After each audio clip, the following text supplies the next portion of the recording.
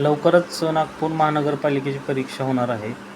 परीक्षेचे टाईमटेबल त्यांनी त्यांच्या संकेतस्थळावरती अपलोड केलेले आहे.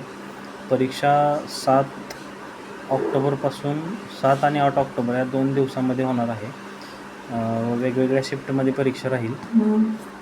परीक्षेचं टाईमटेबल तुम्ही व्यवस्थित पाहून घ्या. स्क्रीनशॉट काढून प्रिंटआउट काढून घ्या. तुम्हाला त्याचं कन्फर्मेशन तुमच्या लॉग इनवरती होऊन जाईल.